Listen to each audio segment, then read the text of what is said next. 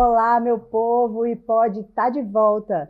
E ele retoma num momento massa aqui da Escola Judicial de Pernambuco, durante o Festival de IA do Judiciário. E essa é a nossa Central FIAGE. Sejam muito bem-vindas, muito bem-vindos à Central FIAGE.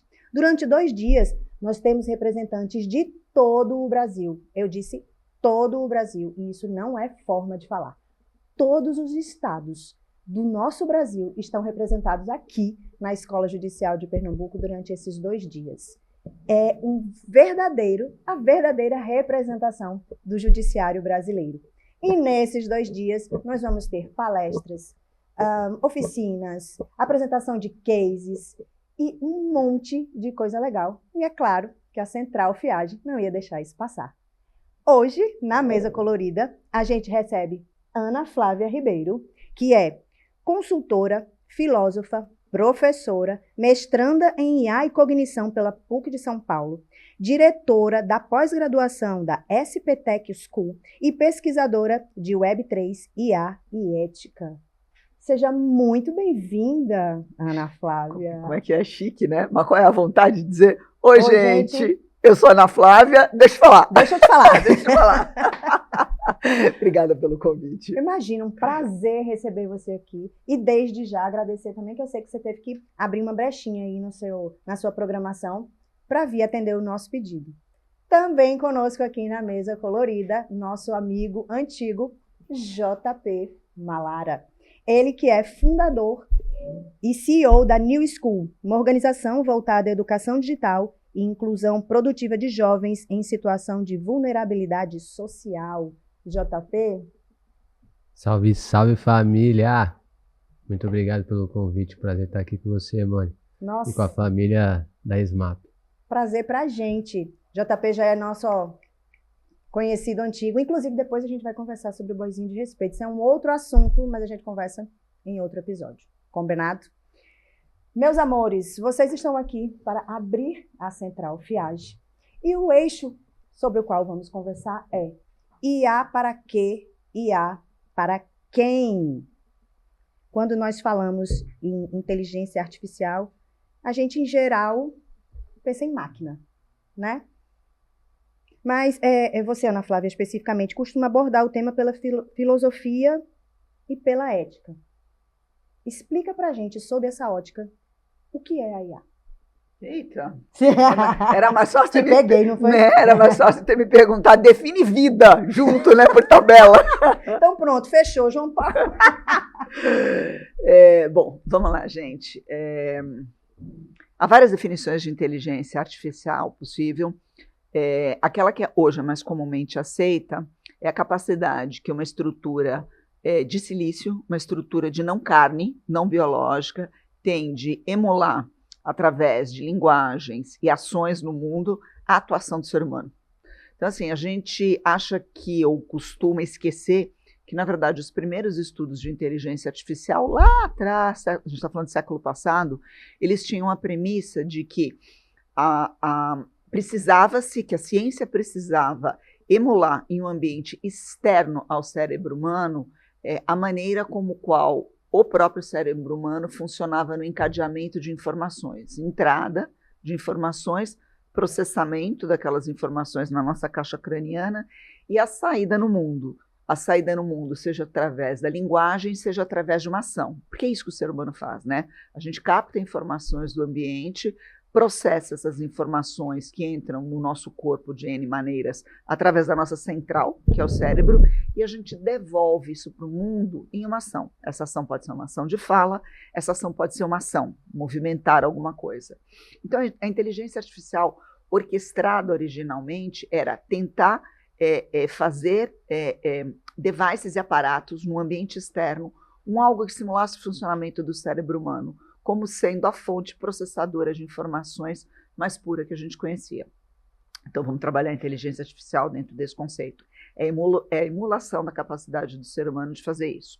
Só que o ser humano tem uma outra capacidade que subjaz, que ela já faz parte da nossa atuação, que a gente quase nunca lembra, que é para poder fazer qualquer ação no mundo, ou mesmo para emitir um som e falar, se comunicar, a gente detecta padrões, né, o tempo todo.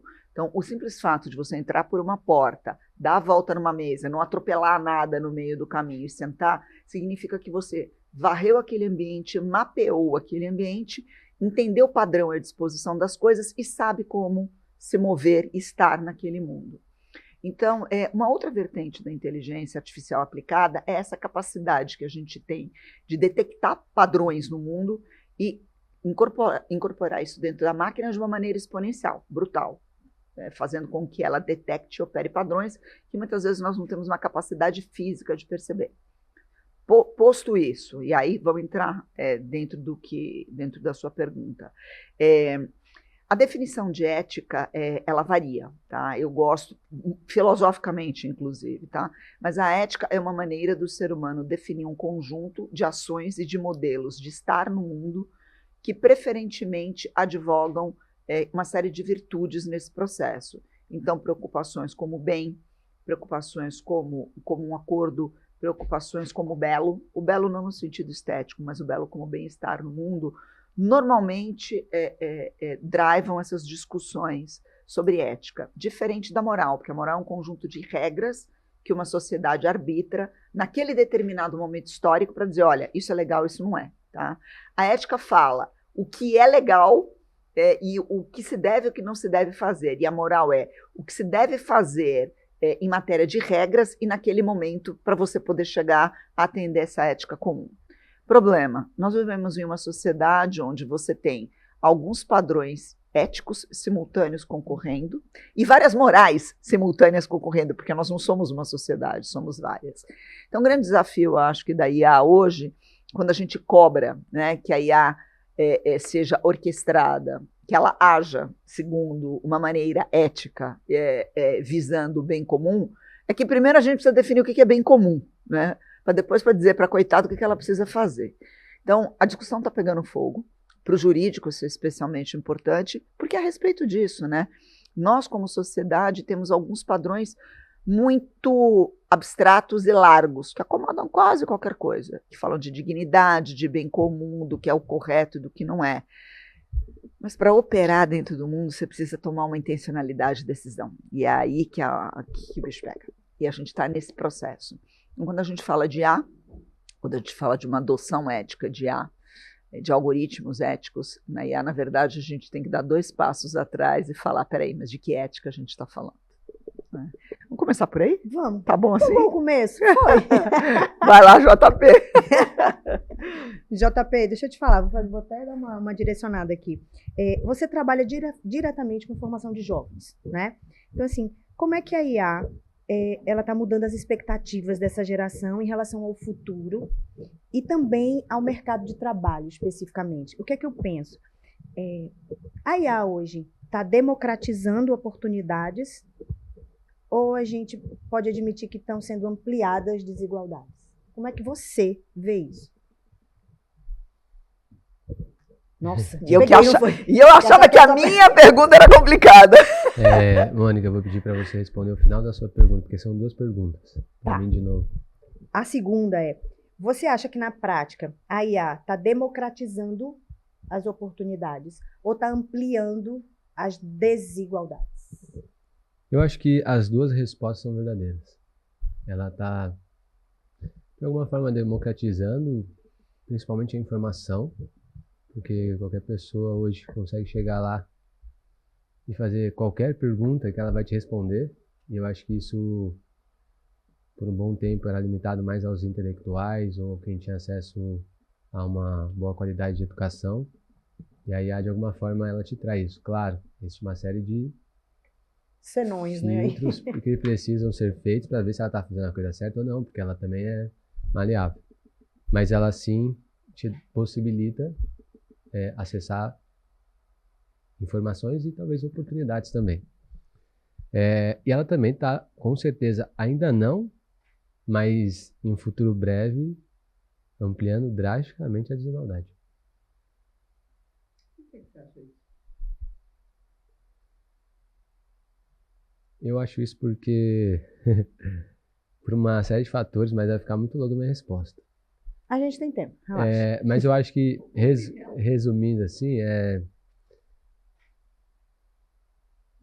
imagina que tem gente nesse momento que está tendo a oportunidade, por exemplo, aqui no FIAGE, de poder estudar sobre IA.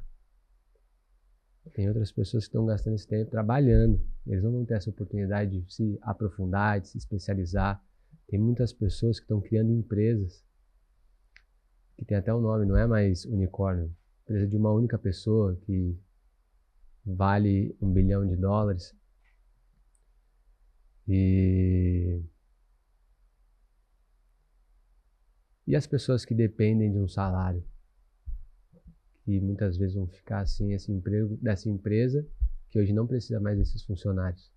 Essa pessoa, muitas vezes, com esse salário, ela financiava a família dela inteira. Então, se naquele momento o ciclo da pobreza já era uma realidade, a partir do momento que ela perde aquele salário, aquele ciclo da pobreza, ele aumenta. Então, ao invés da roda girar para o outro lado, que seria mobilidade social, que hoje existe um estudo que demoram 9 gerações para quebrar o ciclo da pobreza, imagina que vai aumentar essa distância de poder quebrar o ciclo da pobreza. Acho que esse é um pouquinho só do que eu acredito, mas é isso. JP, posso discordar? Posso. Pode. Aqui pode. No I pode. Então tá. Eu acho que é o seguinte, acho que a gente precisa repensar algumas premissas em cima das quais essa frase do JP, essa preocupação do JP foi expressa. Eu não acho que não seja verdade, mas eu também não acho que não seja uma possibilidade que não vai vir a acontecer. Deixa eu explicar o que eu pensei. Acho sim, eu concordo com você quando você fala que provavelmente vai haver um impacto muito grande, o impacto considerável em redução de cargos ou extinção de alguns empregos. Mas eu não vejo isso acontecendo nessa camada mais vulnerável que você está colocando. Inclusive, não é isso que as pesquisas mostram. Tá? Os trabalhos que são trabalhos pouco automatizáveis ainda vão continuar sendo trabalhos pouco automatizáveis durante bastante tempo. Não que eles não vão vir a ser, eventualmente, também atingidos, mas ainda demora. Mas nesse primeiro momento, quem talvez tenha que se preocupar mais é aquela classe média, que normalmente é o amortecedor entre o muito rico e aquele em situação mais vulnerável, o mais pobre. Essa classe média que foi ensinada que o ensino superior, que o domínio, sei lá, de um idioma, ou que o cargo de média gerência era a possibilidade que você tinha de escapar de uma situação de derrocada econômica, essa galera está numa situação um pouco mais complicada, ainda que nada indique essa extinção de empregos massiva que se coloca em cima da mesa. Tá? Hoje o que está se vendo, as pesquisas estão comprovando, é que sim, há eventualmente um núcleo de pessoas normalmente ligados ou a criação de marketing, ou a automatização de alguns processos criativos, ou alguma parte de desenvolvimento de sistemas que estão sentindo mais o golpe. Mas o que está acontecendo é que, na verdade, as inteligências artificiais elas estão entrando como ferramentas de ultraprodutividade. Isso não significa perda do emprego. Isso significa uma outra coisa, o congelamento de uma vaga futura. Só que a gente está vivendo um Brasil e um mundo onde velho vai ser a norma. Então, a necessidade de criação de novas vagas de trabalho, ela está vivendo o último pico do século. Ou seja, até 2050, acho que até 2030, a população do mundo continua crescendo bastante. Até 2050 ela estabiliza, daí para frente ela cai. E nada está dizendo que esse movimento de decréscimo da natalidade não vai persistir. Então, na verdade, a gente vai ter um outro problema em cima da mesa, que não é a perda de empregos pela substituição da IA. É como você faz uma readequação educacional num enorme contingente de seres humanos que estão envelhecendo, que têm, pela questão de envelhecimento, alguns dificuldades de aprendizado e de inserção de novas tecnologias dentro da sua vida. Eu acho que, diferentemente de você, a gente vai viver um momento de ouro para educação. Para a educação do jovem, continua. A educação infantil, eu não sei como é que vai ficar, mas a andragogia, a requalificação do profissional que já entrou no mercado do trabalho, é o que mais vai crescer daqui para frente e vai ser graças à IA. Eu estou um pouco cética dessa questão do desemprego, do aumento da desigualdade. Eu acho que não vai ser tanto. O que a gente vai ver é que o rico vai continuar cada vez mais rico. Mas esse é um outro movimento, né? Esse é um movimento sistêmico. Agora, eu não vejo essa destruição massiva de empregos, não. Isso é uma A gente vai conversar são sobre flores. isso depois. Olha, Beleza. você quer complementar? Ou eu posso te direcionar uma pergunta? Não, na real, é isso. Acho que ela discordou e tá tudo bem. Faz parte. E é isso mesmo. Que bom que discordou, né? E que bom que a gente tem espaço para isso aqui, Que né? aqui pode. Que pode. Aqui Vamos pode. Vamos testar esses Você gostou, modelos. né? A gente vai testar ambos os modelos. A gente vai ver o que realmente fica em cima da mesa. Tomara que seja o meu e não o seu, sinceramente. E não é porque não porque eu não quero que haja essa destruição massiva. É para isso que a gente trabalha. JP, então, diante desse impasse aqui, na sua opinião, o que precisa acontecer para que a IA seja uma ferramenta de mobilidade social e não de superprodutividade apenas? Vamos ver se eu consigo responder essa. Se a Ana concordar comigo. Essa aí eu vou concordar, mesmo não concordando, tá? Eu acho que a IA tem uma tese para ela assim. É uma tese minha, mas eu acho que só vai poder ser consolidado no futuro. Mas eu acho que a IA ela é muito boa, na real, para a sociedade. Porque a gente nasce e cresce a vida inteira buscando conhecimento. Vamos atrás do conhecimento, eu quero acumular mais conhecimento, pá.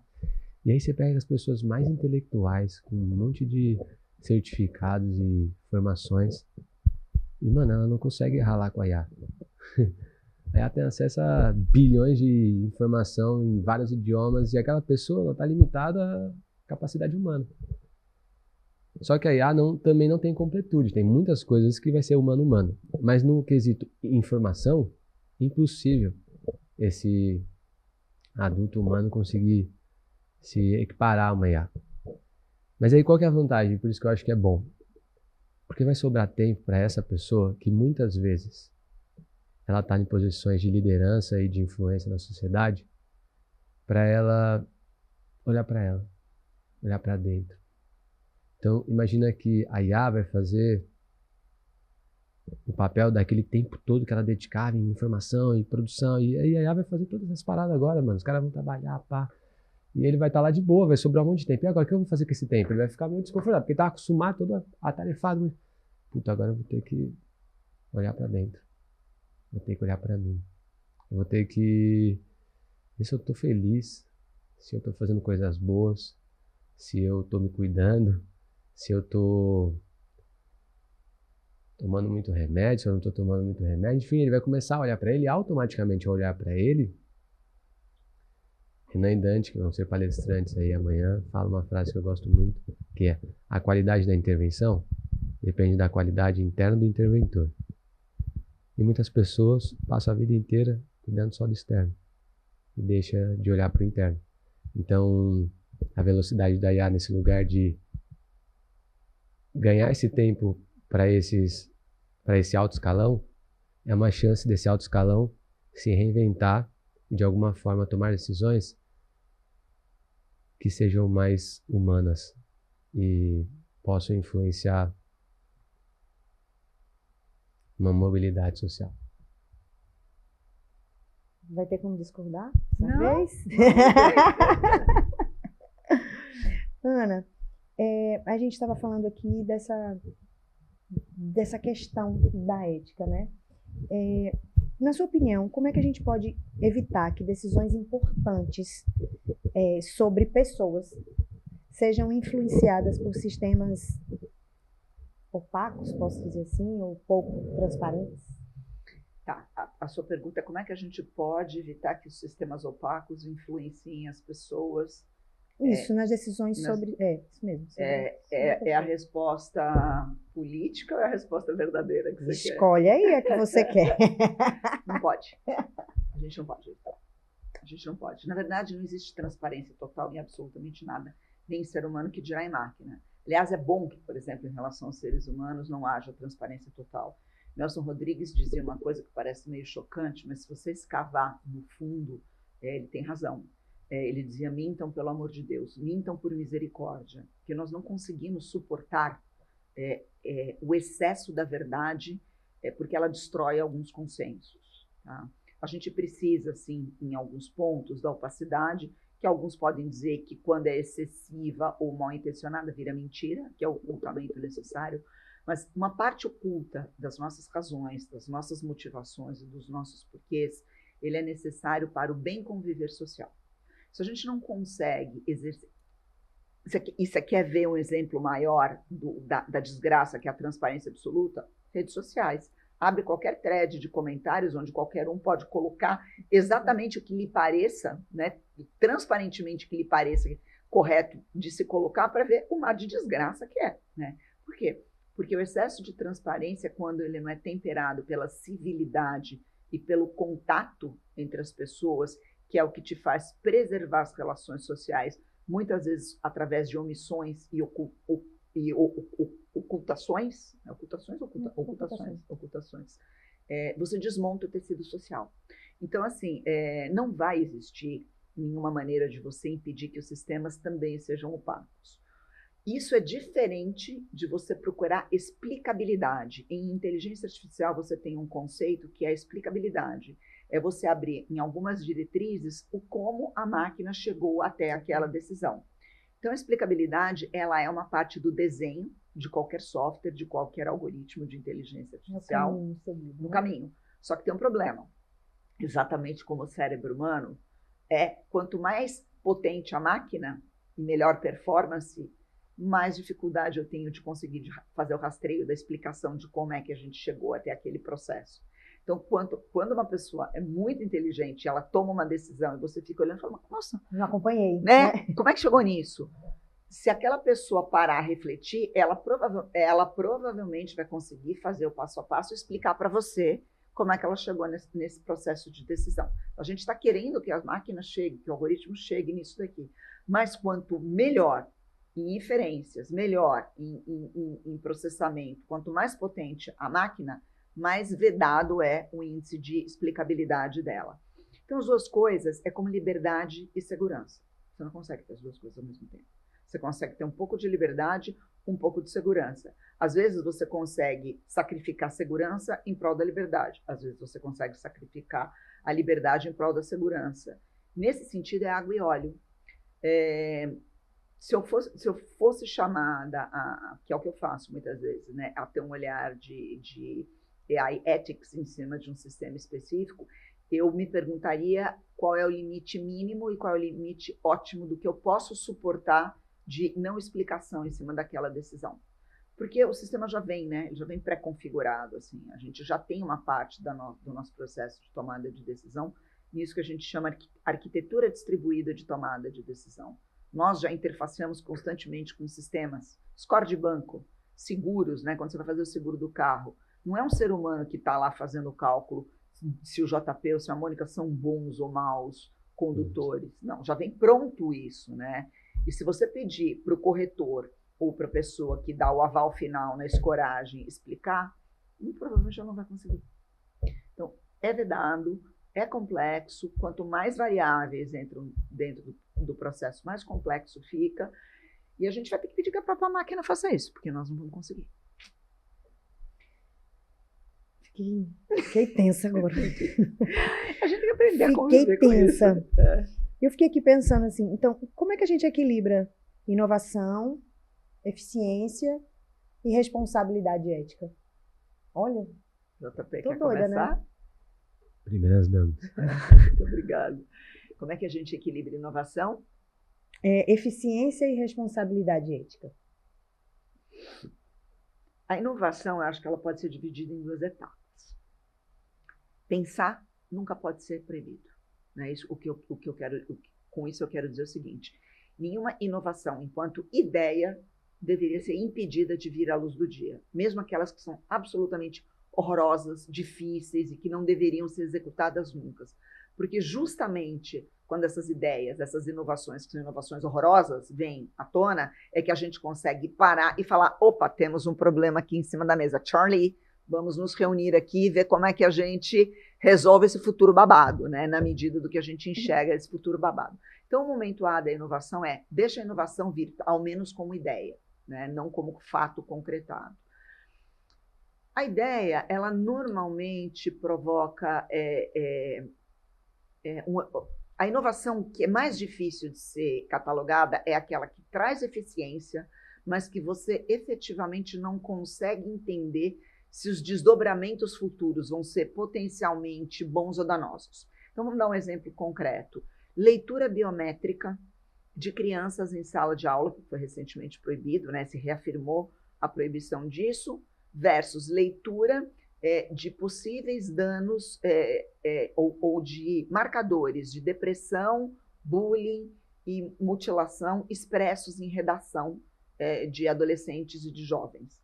A gente já tem tecnologia hoje para fazer o quê? Eu pego todo o seu conjunto de tweets, seus posts, tudo aquilo que você escreve em sala de aula, alimento aquilo com um algoritmo já pré-treinado, e o algoritmo de machine learning vai me devolver indicadores do quão perto ou não eu posso estar de uma situação depressiva, de uma situação de mutilação, gatilho, gente, de um potencial suicídio ou de ferir alguém.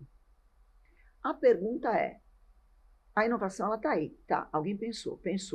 É possível fazer? É. Devemos fazer? E aí que entra a balança. Porque qual é o vetor de eficiência? Nesse caso, não é um vetor econômico financeiro. É um vetor de quem pode decidir qual é a carga de sofrimento mínima ou máxima que um jovem tem que suportar na vida sem que haja uma intervenção ou familiar ou do Estado da escola.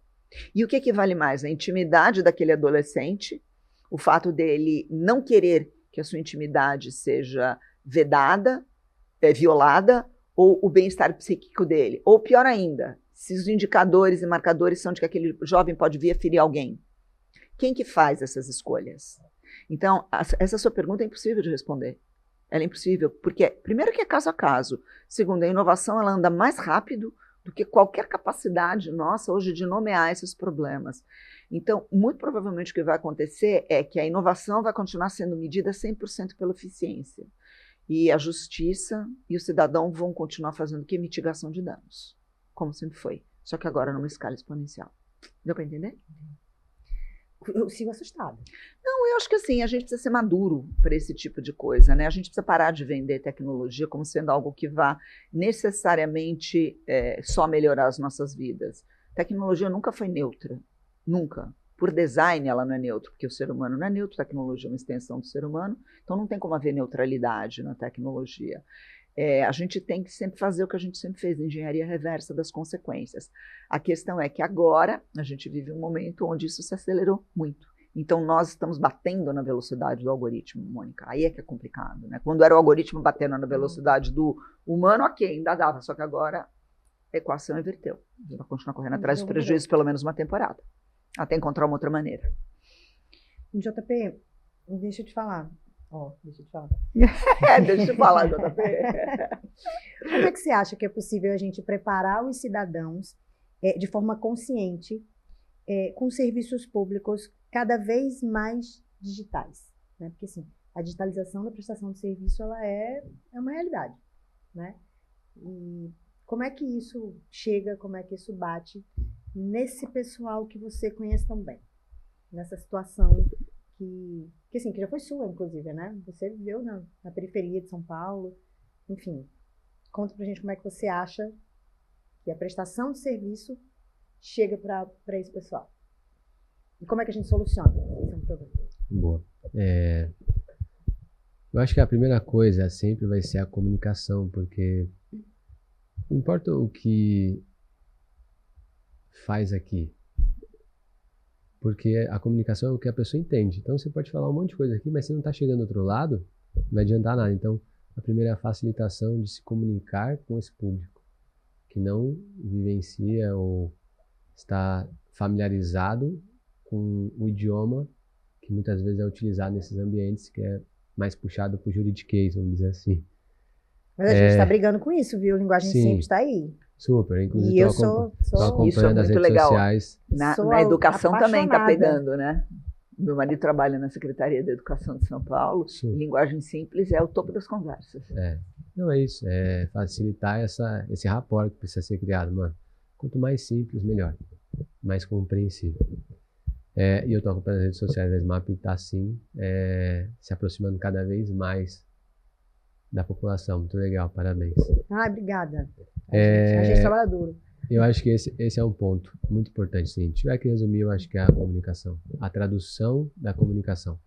E diminuir também a burocratização. Às vezes tem uma coisa que é simples.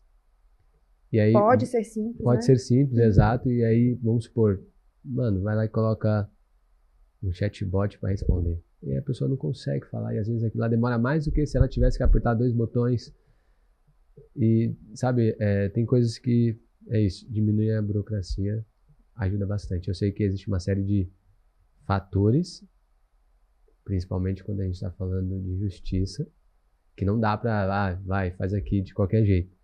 Mas eu acho que é entender quais são os lugares que podem ser retirados do processo. Nossa, isso é muito importante. Isso é muito importante. Você sabe, JP, minha mãe tem 83 anos, né?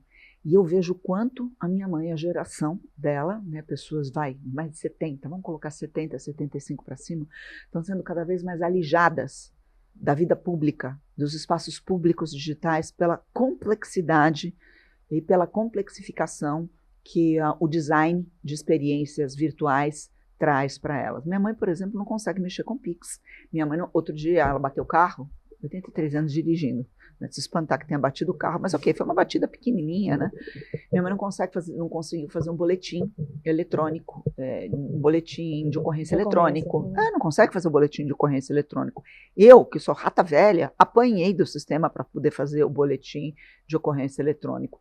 Então, a preocupação que você expressa, que vocês estão expressando com a população mais vulnerável, eu acho que a medida da nossa complexidade a minha avó de 80 anos consegue entender esse passo a passo. Se a minha avó de 80 anos consegue entender esse passo a passo, a minha mãe de 80 anos consegue entender esse passo a passo, então UX, teu design está aprovado. Ela não conseguir entender, volta para a prancheta. O que não significa que o governo brasileiro não tenha coisas que são absolutamente fantásticas. Está aí a habilitação, o IGOV funcionando super bem, a carteira eletrônica digital, carteira de habilitação digital, o próprio título eleitoral eletrônico, carteira de trabalho eletrônica. Sim, eu, por exemplo, sou usuária pesada do SUS.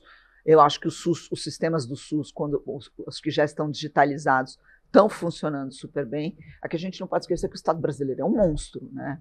Mas o foco de quem faz a experiência deveria ser sempre responder essa pergunta. A minha avó de 83 anos consegue navegar nesse sistema? Então esse sistema está aprovado. É aquela velha história, assim, pode ser intuitivo para você, né, que está ambientado com termos, né, com os caminhos que fazem, mas... Não, e isso é uma forma de segregação social muito brava que a gente tem hoje. A gente fala muito da segregação no mundo físico, mas essa segregação no mundo virtual, ela me agonia. Ela me agonia. Gente, olha, o nosso tempo está acabando. Não. Ainda tem coisa que só para perguntar para vocês. Vamos fazer outro episódio? 2. Eu ainda ia falar sobre boyzinho de respeito, mas... Fala, só um minutinho. Fala, eu fico quieta. Vamos falar? Só ouvindo. Bora, vamos contar? Vou explicar. Olha, gente. Vai ter. Mas eu vou contar rapidamente. JP é o grande maestro aqui de um projeto do Tribunal de Justiça, da Escola Judicial de Pernambuco também, de letramento, posso usar esse termo? Letramento de jovens meninos e jovens das escolas públicas do estado de Pernambuco contra a violência contra as mulheres. Olha que legal. É um projeto lindo. E tem, assim como o IPOD, um nome bem regional, chama Boyzinho, que são os nossos meninos, né? Boyzinho de respeito. Aliás, todo o meu respeito para você, JP, nossa! Eu só queria acrescentar na minha bio que eu sou um eterno aprendiz e aluno, porque eu acho que quando fala do lugar de escola, isso, é um maestro, não, na real eu sou só um aluno tentando aprender, e eu acho que o Boyzinho de Respeito está sendo uma grande escola para mim também. Como homem, como pai de um futuro homem da sociedade. Cada vez que eu me relaciono com ele, que eu vou trocar ideia numa roda de conversa com os meninos, que a gente vai abordar temas e eu falo, nossa, quanto a gente tem que amadurecer ressignificar a nossa concepção sobre a masculinidade tóxica e reavaliar ela, né? Para uma masculinidade de fato saudável e deixar as meninas ser o que elas quiserem ser, onde elas quiserem estar. É isso. As boizinhas, né? As vozinhas, é isso aí. Adorei. Não é? Tem quem não adore? Me fala. Não tem. Gente, este primeiro episódio do iPod na central do Fiage chegou ao final. Fiquei esperando vocês fazerem.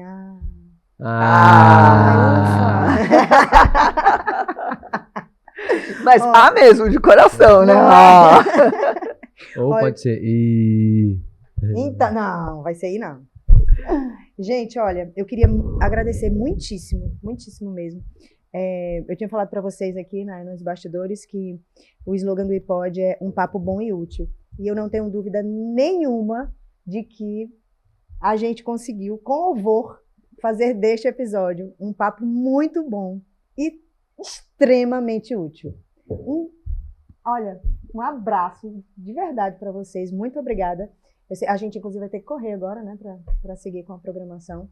Mas fica aqui o agradecimento em nome do FIAGE, em nome da Escola Judicial de Pernambuco, do Tribunal de Justiça de Pernambuco. E sejam sempre muito bem-vindos à Mesa Colorida. Chama nós que a gente volta. Você vê, a Ana fala muito chique, nossa, super elaborada. Ela ficou 10 minutos comigo, ela chama nós aí, parceiro. Mas você acha que não tá na raiz? O resto é oculto só. É isso.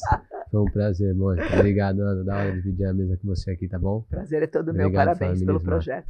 Gente, incrível. Necessário. Muito, muito, muito obrigada mesmo. E para você que está aí, ó, acompanhando a reestreia do iPod e da Central Fiage, fica ligado, fica ligada, que tem muito mais coisa legal para você. Beleza? Um cheiro para vocês tudinho e até o próximo.